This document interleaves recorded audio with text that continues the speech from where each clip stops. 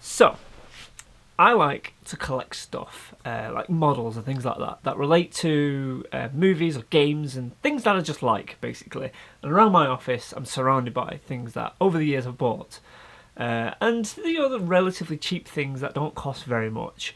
I've been fortunate to get a couple of things sent to me because of, like, back in the day when I did gaming and stuff like that. Companies used to send, like, collectibles and whatnot. Nowadays, well, I'm not doing as much gaming anymore, so if I ever see anything I want to buy it myself, things like, statuettes like that, whatever.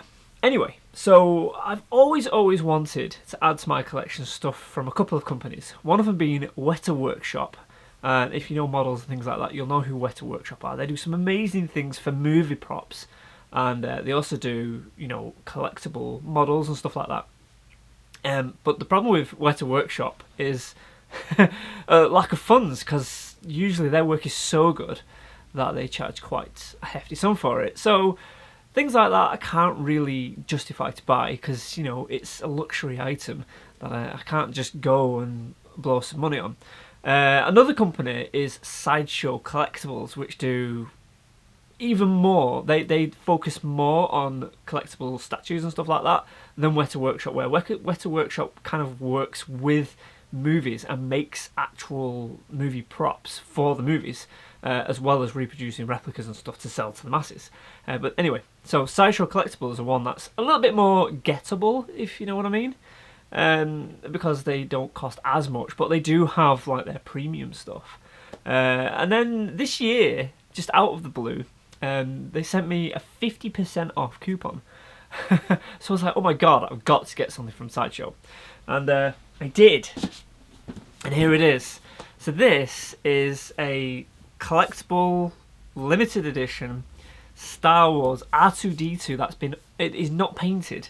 It's an unpainted prototype.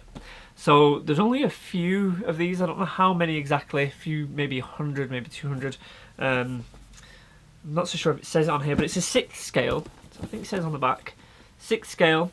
And this thing is amazing, like, for an unpainted thing. So let me show you. So this is like a little unboxing thing. I'll do some nice close-up shots for you as well, so you can have a good look at him. And obviously R2-D2 is there he is. Such a cool little character. And as you can see, is just like silver with black. And they have done some detail. Look at this box as well. Look at the box. This is what I'm talking about. Some companies just go out of their way to make something really special. And like I say, Sideshow Collectibles and Weta Workshop are those types of companies that will make something an actual collectible. It's not just in a box. You open it up and there you go. The box itself is usually quite something to be marvelled at. So let's try and get this guy out without doing any damage. And he is full of little surprises, this little guy. It's a little R2-D2 that I got for half price. I don't remember exactly how much he should have been. I think it was $160 or something like that, which is a lot for a model. I would say that's a lot, so I got it half price. And how, you just can't resist. When you've got the opportunity like that, just can't resist. So here he is. Let me just put the box down. There we go. Look at this guy. Let's bring him up nice and close. Full of detail. Then you'll think, well, he says it's unpainted, but he kind of looks painted. And they actually have gone to the effort of giving him some weathering, so you can see on the panels and whatnot. So I thought to myself when I originally bought this that I might actually, paint him, because I've done some model work and stuff in the past. I'm an amateur, I just do it for the fun. But after looking at him in this way, with this paint job that they've actually have put on him, he looks really good. So he does all the, he leans back, and his little leg comes out, so you can drive him around like that. Or you can put it upright and the leg goes up inside. It's like spring loaded. It pops out. Look at that. And the effort they've gone to for this model, so you can actually do things with him. The legs move. Look at this. his head turns, and, which I was really surprised about this, he lights up. So, let me see. There we go. So his head pops off. You can see the lights are on. There's a little, just an empty hollow inside there, and batteries go in the bottom of there. And there's just a little touch sensor on the side of this panel. So it's not a button or anything. You just tap the side of the panel and the lights come on. Now the lights are only in the head, but it's enough. It's enough. So let's put his head back on so you can have a proper look at him.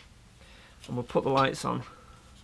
So you get proper animated blinking lights. And even round the back. Look at that.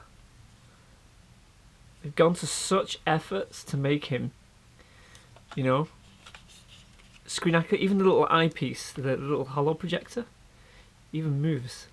Look at that.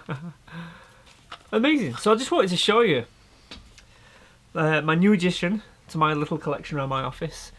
And yeah, pretty neat little guy. Oh, before I forget, look at this. Even the panel's open. There's one on this side. Oh, they're kind of fiddly. There we go. So a little panel. And there's one on this side, which is even more fiddly. I'm not sure. Yeah, it's so fiddly it pops off. But you know, this is supposed to be on display, not a toy to be played with. There we go. I got it open and back on as well. It's just on a little tiny hinge. Neat.